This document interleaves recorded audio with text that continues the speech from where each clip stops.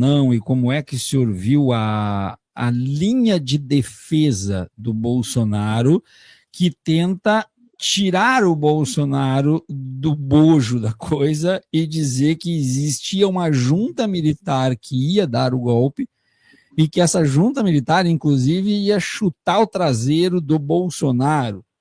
Então o golpe seria dado já no Bolsonaro. Está entregando o amigo Braga Neto, praticamente, né? Exatamente. Então a defesa do Bolsonaro já montou esta linha. Seria o Heleno, o Braga Neto e companhia, os golpistas, e que o Bolsonaro sequer ia fazer parte do poder depois que eles tomassem o poder.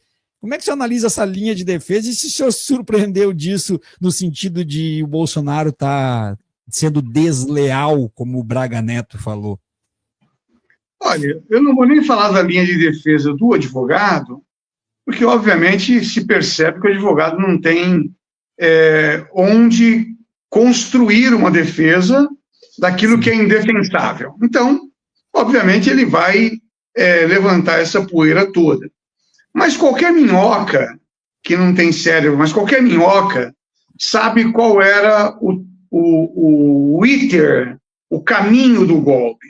O Bolsonaro perdeu a eleição, ele tentou, dia 12 de dezembro, invadir lá a PF, né, com aquela balbúrdia exatamente dos acampados na frente dos quartéis, esperando que houvesse alguma medida mais grave para que ali se pudesse já dar uma primeira machadada. Veja que foi na mesma época que o seu dele, né, partidário, queria explodir um caminhão no aeroporto. Então, tudo isso estava orquestrado de uma maneira, estava no script, né? Uhum. Então, dia 12 de dezembro era uma tentativa. Como ele não conseguiu, houve a diplomação do Lula, do presidente, então eleito Lula, né? E aí ele falou, bem, não vou passar a faixa, eu vou me retirar. O que vai acontecer? Eu vou me retirar de cena, sair do Brasil, e haverá aquela balbúrdia, porque os acampados, eles vão invadir os 3 prédios. E o Lula vai cair na fraqueza de decretar uma GLO. Hein?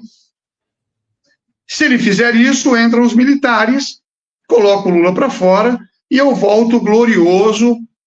Aliás, foi o pensamento do Jânio Quadros também, outrora. Né? Voltarei glorioso, e não voltou glorioso. Neste caso, o Bolsonaro não seria chutado, por uma razão muito simples. O Heleno, o Braga Neto, o Cid, o fulano, o cicrano e o beltrano não tinham nenhuma pegada popular. E eles precisavam daquela parte da população golpista, e aquela população estava com o senhor Bolsonaro. Então, olhando de forma política, Viaro, não haveria um chuta na bunda do Bolsonaro e ficamos nós, porque eles seriam considerados traidores, porque os acampados estavam pelo Bolsonaro. É o Bolsonaro que é o catalisador dessa população, do pastor Sila Malafaia, do outro, e não esses militares. Mas os militares entrariam no primeiro momento. O Bolsonaro seria reconduzido ao seu posto, ali pelos militares.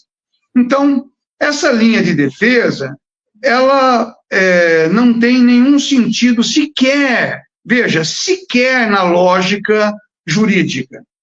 Porque sabemos que, de forma política, o general Heleno não consegue um único voto para ele, ou um único eleitor. Ninguém estava acampado na porta dos quartéis pelo Heleno, pelo Braga Neto, mas pelo Bolsonaro, pelo discurso constante do Bolsonaro. Aliás, o Bolsonaro é a criação dos militares, a mim me parece que desde o tempo do Vilas Boas, quer dizer, o Bolsonaro foi escolhido, foi enturmado ali com vários generais, para que eles pudessem controlá-lo de alguma forma, né? E, portanto, essa linha de defesa não tem sentido, até porque o Bolsonaro está implicado nas próprias falas do seu ajudante de ordem, o tenente-coronel Cid, né? Então, é uma linha de defesa, assim, é aquela coisa daquele advogado, na época da condenação da turba ululante, a turba que foi lá atacar os prédios, o advogado confundiu o Pequeno Príncipe com Maquiavelli, lembra disso, né? É o tipo da defesa de quem não tem defesa, então a pessoa vai confundir mesmo o Pequeno Príncipe com a obra do Maquiavelli e o Chuperry vai ficar chorando em algum lugar porque destruíram a maravilhosa obra dele, O Pequeno Príncipe. Esse é outro